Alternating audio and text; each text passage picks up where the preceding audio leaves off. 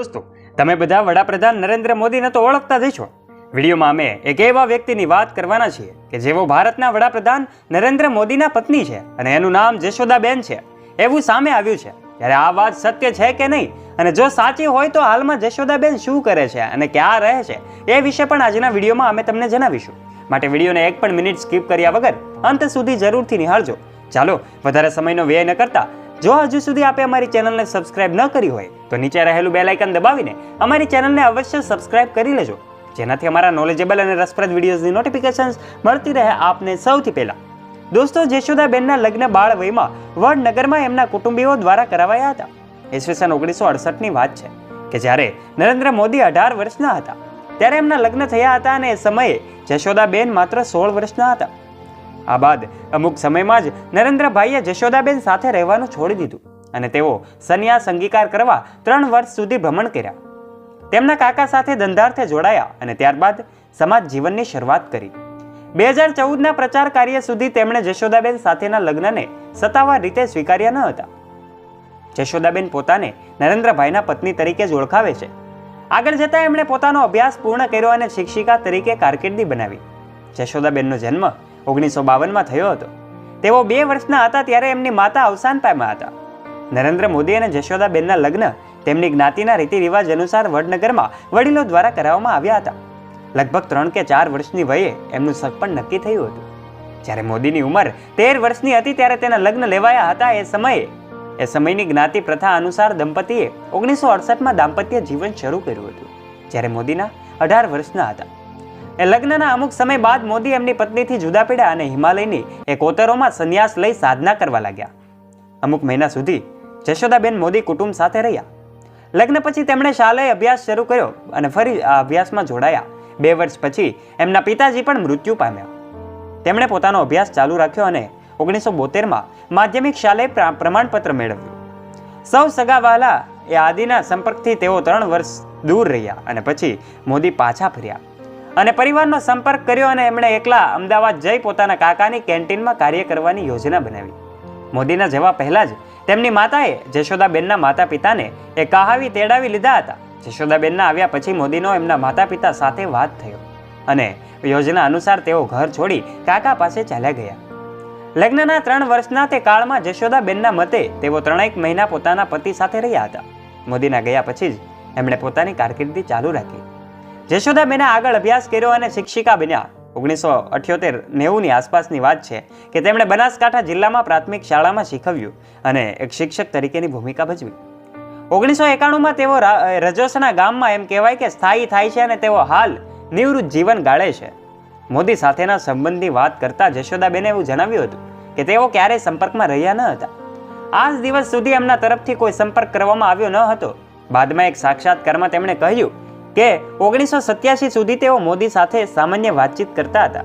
અત્યારે જશોદાબેન એમના ભાઈ અશોક અને ભાભી સાથે ઊંઝા ખાતે રહે છે.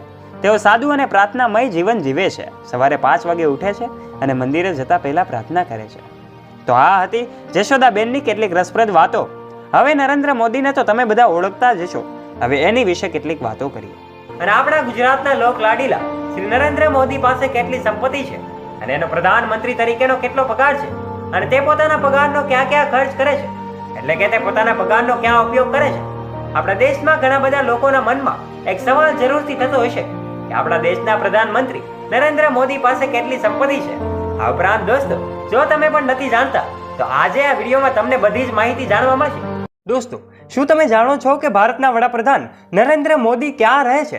અને શું તમને ખબર છે કે આ પ્રધાનમંત્રી નરેન્દ્ર મોદી દિલ્હીમાં રહે છે? તો દિલ્હીમાં ક્યાં રહે છે અને પ્રધાનમંત્રી નરેન્દ્ર મોદીનો દિલ્હીમાં બંગલો કેવો છે? આ ઉપરાંત નરેન્દ્ર મોદીના બંગલામાં એની સાથે કોણ કોણ રહે છે? એટલું જ નહીં, દેશની દરેક જનતા પ્રધાનમંત્રી સાથે જોડાયેલી બધી જ વાતો જાણવા માટે ઉત્સુક હોય છે. અને એટલા માટે આજે આ વિડીયો તમારા સુધી અમે લાવ્યા છીએ. અને આજના વિડીયોમાં અમે તમને બતાવીશું કે આપણા દેશના પ્રધાનમંત્રી નરેન્દ્ર મોદી પાસે કેટલા રૂપિયા છે. આમ જોવા જઈએ તો દોસ્તો, ભારત દેશની અંદર સૌથી તાકાતવર માણસ તરીકે પ્રધાનમંત્રીને માનવામાં આવે છે, કેમ કે પૂરા દેશની જિમ્મેદારી પ્રધાનમંત્રીના હાથમાં હોય છે. ઉપરાંત પ્રધાનમંત્રીના દરેક નિર્ણય પર દેશની નજર હંમેશા હોય છે. પ્રધાનમંત્રીનો એક નિર્ણય કે જે દેશને ડૂબાડી પણ શકે છે અને એક એવો સારો નિર્ણય કે જે દેશની કિસ્મતને પણ બદલી શકે છે. અને આ વાતને લઈને પ્રધાનમંત્રીને દેશના એક તાકાતવર માણસ માનવું એ કંઈ ખોટી વાત નથી. તો ચાલો દોસ્તો, તમારો વધારે સમય ના લેતા તમને જણાવી દઈએ કે આપણા દેશના પ્રધાનમંત્રી પાસે કેટલા રૂપિયા છે અને એની પાસે કેટલી સંપત્તિ છે. હવે વિડીયો શરૂ કરતા પહેલા આપ સર્વોને એક વિનંતી છે કે વિડીયોમાં નીચે દેખાઈ રહેલું બેલ આઇકન દબાવીને ચેનલને સબસ્ક્રાઇબ કરી લો અને સાથે બાજુમાં રહેલું ઘંટડી બટન દબાવી દો, જેનાથી અવનવા વિડીયોની નોટિફિકેશન આપના સુધી પહોંચતી રહે. અને દોસ્તો, વિડીયોને લાઈક જરૂરથી કરી દેજો કે જેથી અમારો ઉત્સાહ અને હિંમતમાં વધારો થાય. દોસ્તો, આ વિડીયોમાં હું તમને બતાવીશ મોદીજીની ઇન્કમ કે જેના પરથી તમે જ અંદાજો લગાવી શકશો કે તેના પાસે કેટલી સંપત્તિ છે. મોદીજીને પ્રધાનમંત્રી બન્યાને ઘણા બધા વર્ષ થઈ ગયા છે. તો એની સંપત્તિમાં વધારો થવો એક સામાન્ય વાત છે, અને તેની સંપત્તિમાં કેટલો વધારો થયો છે એ જાણીને તમે પણ હેરાન થઈ જશો. હવે આપણા મનમાં જરૂરથી થશે કે તે એક દેશના પ્રધાનમંત્રી છે તો તેની સંપત્તિ કરોડોમાં વધારો થયો જ છે. પરંતુ આ વાત તદ્દન સાચી છે. આજ સુધીમાં પ્રધાનમંત્રીની સંપત્તિમાં કરોડો નહીં પણ અબજોમાં વધારો થયો છે.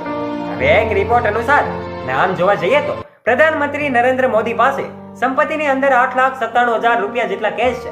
એટલું જ નહીં, પ્રધાનમંત્રી નરેન્દ્ર મોદી પાસે 4 જેટલી 45 ગ્રામની સોનાની રિંગ છે કે જેની કિંમત જોવા જઈએ તો આશરે 10,27,645 જેટલી હોય છે.